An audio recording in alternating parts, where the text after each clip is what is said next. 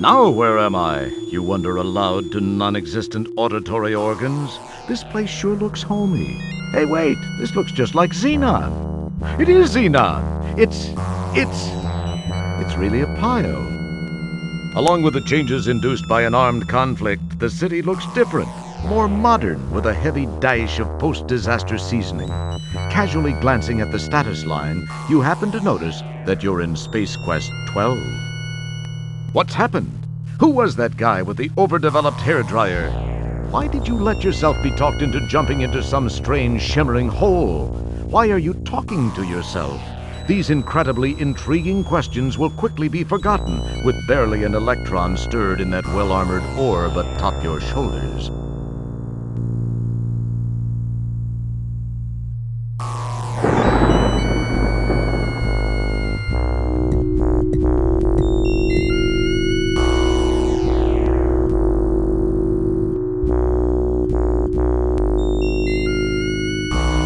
A quick inspection reveals nothing of interest other than a glove box.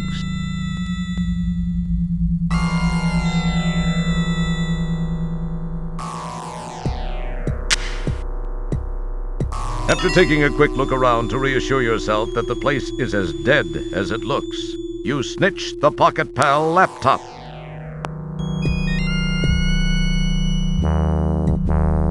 A brightly colored mechanical hair wanders about. The hare, anticipating your clumsy attempt to catch it in the open barehanded, won't come anywhere near you.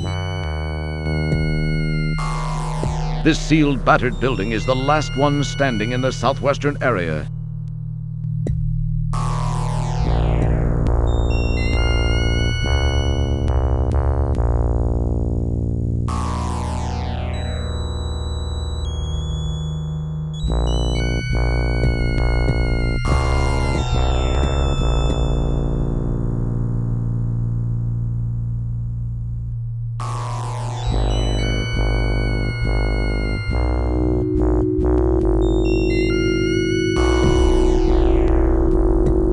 It's a lightweight, worn piece of rope.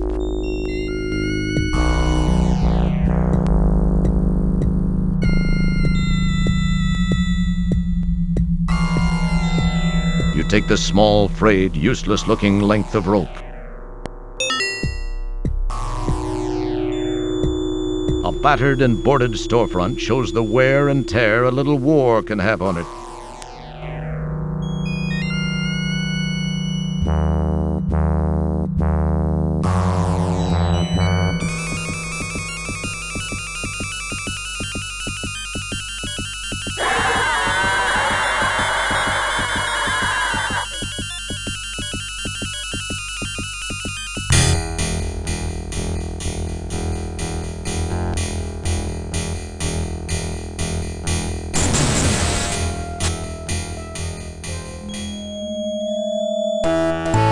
We're glad you could play Space Quest 4. As usual, you've been a real pantload. Are you sure you want to restart?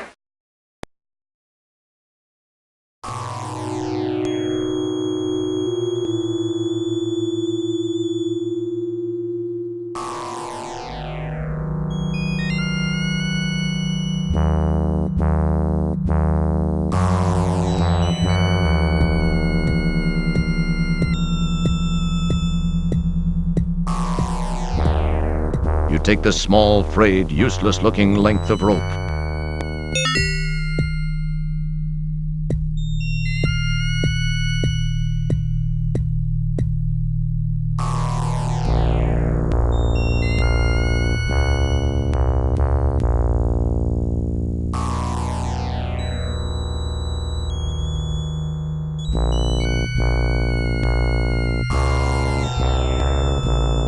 Don't mess with it.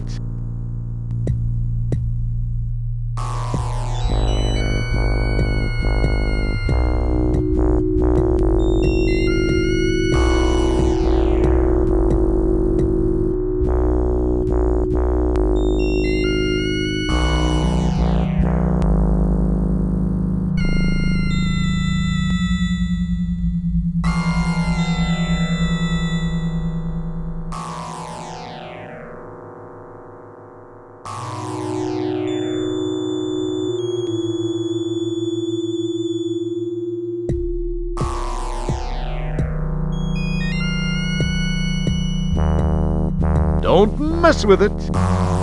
It would serve no purpose.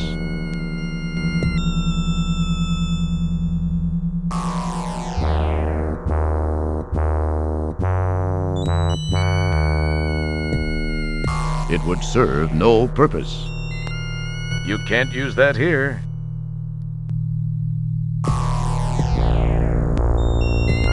This grate has crud, gunk, and sludge built up around the edges. You can see through the grate, but can't make anything out. You can't do that. Keep your hands to yourself. You can't do that. You can't do that.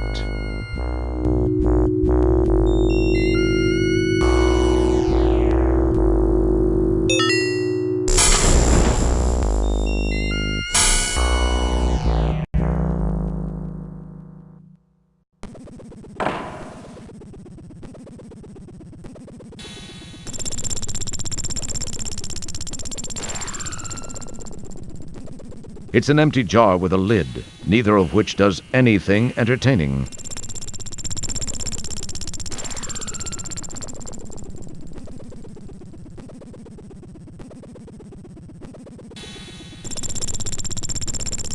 You take the jar into custody.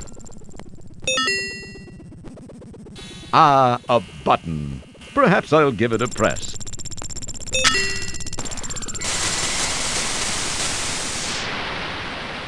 Data entry 22795. This message is to whomever may be so fortunate as to find it. I am Professor Lloyd, lead designer of the Xenon Supercomputer Project, the ultimate in artificial intelligence. The computer was designed to enhance our lives, but instead ended up being the ruin of us all. We made the mistake of tying it into the most important facets of our existence here on Xenon, including our weather control and defense systems. It seemed like a sound idea at the time, and all proceeded well for about 3 years. It was around then that a deep space salvage operation recovered what appeared to be some sort of antiquated data storage unit contained in a flimsy cardboard box on which the words Leisure Suit Larry were imprinted. On its back was the picture of a not particularly wholesome gentleman, but that's another story. My counterparts exhibited shameful behavior as they tore open the box to get at its contents. I could not understand the commotion it generated. The data was uploaded into the supercomputer for analysis. As a result, a crippling virus spread through the machine like a bad social disease. All control of the computer was lost. All screens went blank. Then these words were displayed by the monitors and uttered by the vocal outputs. Wilco must pay. From that day forth, the possessed computer waged war on the inhabitants of Xenon, using our own weapons against us. Some managed to escape to other planets. Those of us who remained stayed to fight the machines and robots under its control. It was a bloody war. Those of us that were not killed were taken captive and modified. These cyborgs infiltrated the loyal ranks of resistance, rooting out almost all of our hiding places and exposing us to the mechanical menace. Some of these poor souls still wander the streets. As of this recording, we are down to only a handful of rebels. My health is deteriorating rapidly. To make matters worse, I've just learned that the computer has unraveled the mysteries of time travel. I've sent my 2 best men to attempt to steal this new technology. If you are not a machine,